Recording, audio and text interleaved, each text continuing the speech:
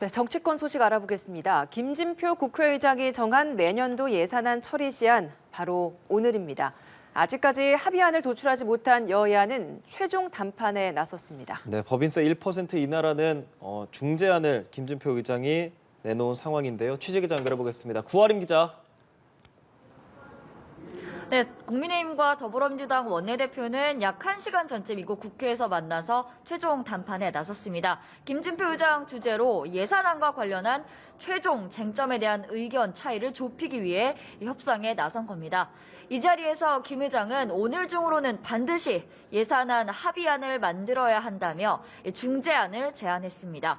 먼저 법인세 인하 문제와 관련해 이 정부와 여당은 최고세율 현행 25%에서 22%로 내리자는 주장이지만 민주당은 절대 내릴 수 없다는 입장 고수해 왔는데요. 김 의장이 이 최고세율을 1%포인트라도 내리자. 그렇게 하면 외국인 직접 투자를 촉진할 수 있다고 제안했습니다. 만약 추가적인 세율 인하가 필요하다면 지자체가 자체적으로 나설 수 있도록 조례 개정을 할 수 있다고 덧붙였습니다. 또 경찰국이나 인사정보관리단 등 윤석열 정부 들어 새로 출범한 행정기관 예산을 둘러싼 쟁점에 대해서는 여야가 협의를 거쳐서 향후에 입법적으로 해결하거나 또는 예비비로 지출할 수 있도록 부대 의견을 담는 게 어떠냐 이렇게 검토하자고 했습니다. 김 의장은 예산안 작성을 위해서는 오늘 중으로 반드시 합의해달라고 간곡히 요청했는데요. 양당 원내대표는 김 의장 중재안에 대한 각 당 의원들의 의견을 수렴한 뒤 다시 협상에 나설 계획입니다. 예산안 처리 이렇게 늦어지고 있는 상황, 여야 모두 책임을 상대에게 돌리면서 기싸움을 하고 있는데요. 오늘 타결될 가능성이 있을까요?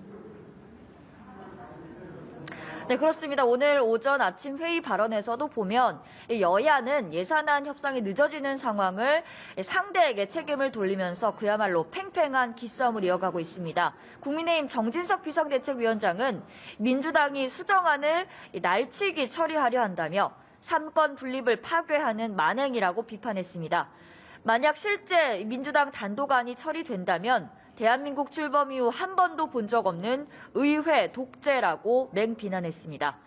반면 민주당은 정부 여당이 오로지 부자 감세에만 집중하고 서민을 위한 예산은 고려하지 않는다고 했는데요.